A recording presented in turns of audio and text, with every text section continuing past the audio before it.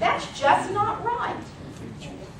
And, you know, there was a rather popular experiment has been going on in some of the college campuses recently, where they will go in and they will say, okay, listen, everybody in the class is going to get the same grade. And so the first time out the gate, the people that want the A's, they study real hard. And they take the test and they get an A. Well, then what they find out is, oh, no, wait a minute. What we meant is we're going to average. You know, we're going to kind of average everybody's grade. So the guy with the 100 and the bonus points, the 104, he's getting averaged in with the guy that said, hey, I was out drinking all night, and I got to tell you this. This is the truth. Jessica came home from school today. She said, Mom, I've seen it all. I said, you've seen a lot. This must be good. She said, well, you know, girls are wearing pajamas to Wright State all the time now. She said, I looked over in one of my classes, and there was a guy came to class in sandals, socks, and his bathrobe. Okay.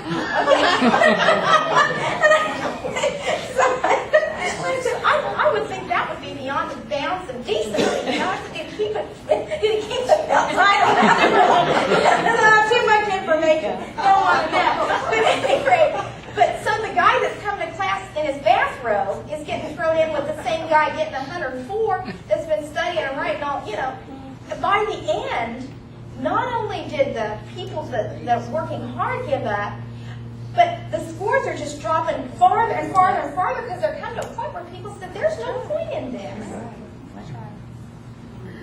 Here, I think, is a third fascinating observation. That bands, they call them marauding bands. Marauding bands will be tempted to go about confiscating by force and living off the work of other people. Now, the living off the work of other people is interesting, but to me the real interesting part of that is this idea of marauding bands. There will be groups of people that are going to go, hey, let's join together and really work this system for our benefit. And that's what they call them. They said they're marauders. They're going to band together in groups to work the system. And number 4, if you constantly take away what one person has made and try to redistribute it equally among others, you are constantly going to find mankind living and being reduced to hand-to-mouth survival. So if I'm allowed to run my business, Tom's allowed to run his business, whatever, and he makes money, and we hire people, and we give them jobs, and we give them health care, and we give them, you know, all these things, people are improved. But if they keep taking away from Tom and they keep taking away from Doug, pretty soon, now, except for God, you know what I'm saying, pretty soon, we're standing right next down to the guys down on Xenia Avenue where we are. Talking about marauding bands, I've taken note of this. There is one sign. This is how bad the economy is, folks.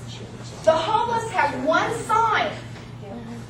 And it's a different person on different days, but they're holding the same sign.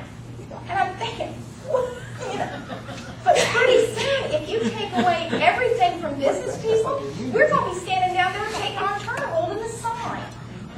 That's what our founding fathers tried to warn us. If you keep taking stuff away and you never, to a point, let wealth build up, things never get better for people in general. Abraham Lincoln, although he was not a founding father, had an interesting observation when he said, property is the fruit of labor.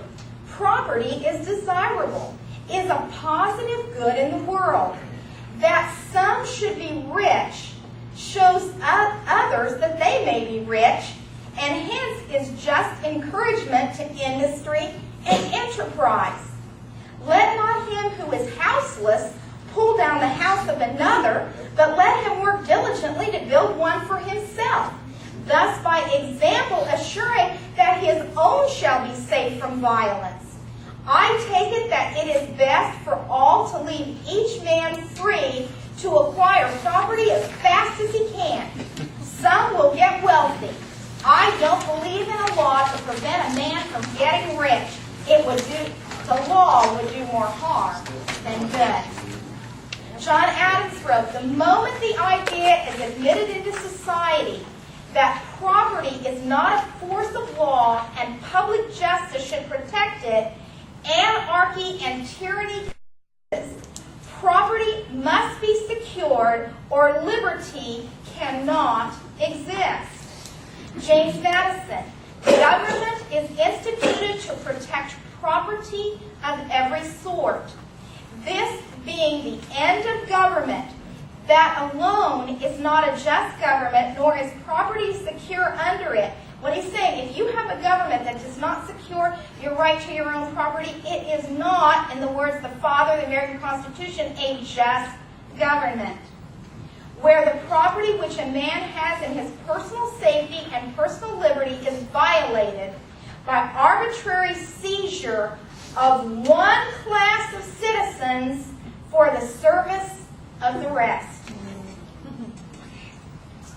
Before 1936, when we began to see a tremendous seismic shift in the way America thought about things, the Supreme Court, in one of its decisions, said this: no man would become a member of a community in which he would not enjoy the fruits of his honest labor and industry. The preservation of property, I left something out, is a primary objective of the social compact. The legislature, therefore, had no authority to make an act divesting one citizen of his freehold and vesting it in another without just compensation. It is inconsistent with the principles of, here we go again, reason, justice, and moral rectitude, moral rightness. It is incompatible with the comfort, peace, and happiness of mankind. It is contrary to the principles of social alliance in a free government. And lastly, it is contrary to the letter and spirit of the Constitution. Was anybody up there read that lately? Not lately. Now, like I say, starting about this time, starting with about Woodrow Wilson, well, starting with Teddy Roosevelt on, we start having a seismic shift. But this class is not about seismic shift. This class is about, can we find out what belongs to us and get back to it? Can we understand and make reasonable arguments in the arena of ideas as to why we believe as we do? Now, our founding fathers did tend, and I found this at first humorous and then again kind of sad and scary. They had 4 legitimate reasons that the government had a very limited amount of power in the economic area. They outlined 4 things that the government's responsibility was to stop.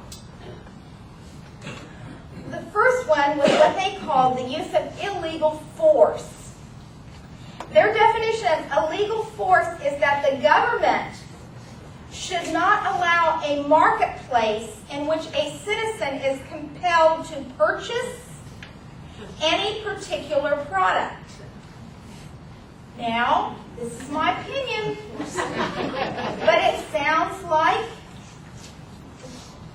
Fox was watching the Hen House on this one, Obamacare. That's what they said. Well, you can't let a business get so powerful that it can compel anybody to buy or sell a particular product.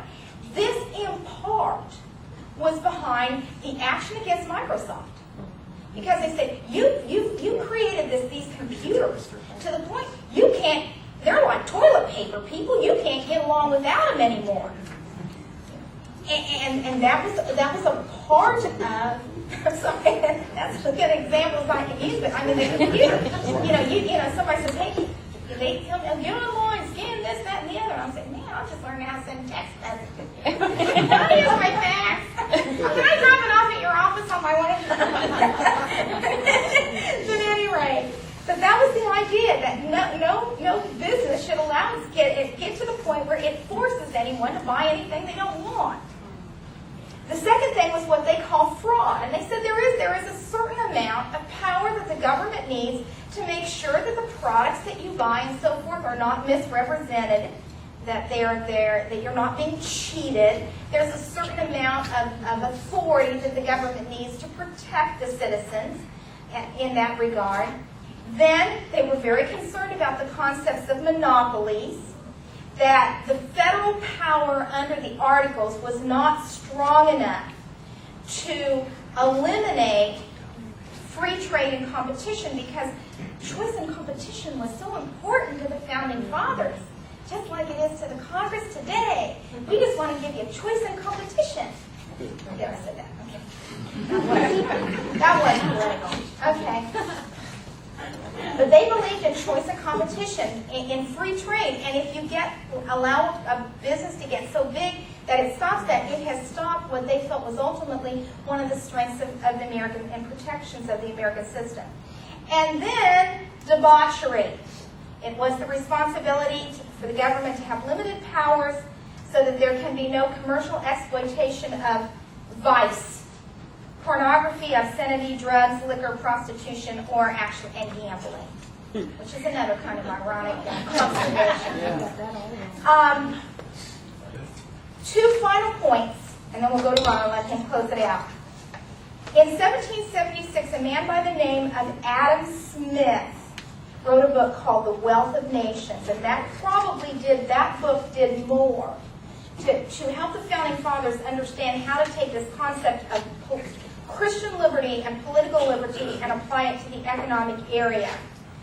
And in a nutshell, Adam Smith's book says that everyone in the economic arena, we have four basic freedoms. We have the freedom to try.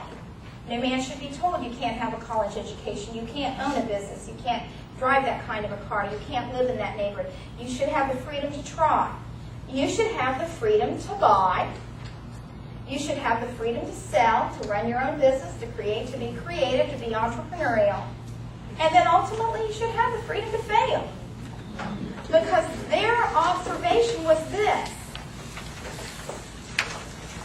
When someone launches a business or whatever and they fail, to a point, it's ultimately because they didn't provide something positive for the community in which they live. Now, I know that's not always true, but that's a part of it.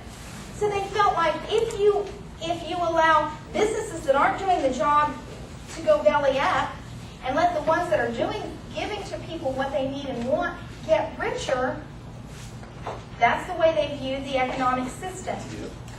Now, there's one other thing that I want to address real quickly. And that is this argument. Karl Marx especially began to articulate it, and that is, why is capitalism such a mean system? Capitalism is mean to people. This is my argument. It is not the system that is mean. It is the disobedience of individuals within the system who do not heed what God has said over and over and over in His Word is the relationship of an employer to his employee, to the community, to the poor. If as individuals we were obeying God's moral laws in those economic realms, then you could have that freedom. When the answer is not to fix the system, the answer is to fix the people who are abusing the system, who are disobedient to what God's Word has said. That's my personal opinion. So with that, Ron, speak up. Point 4, debauchery. Yes. The first word in that sentence is supposed to be provide or prevent. Oh, it's supposed to be. I get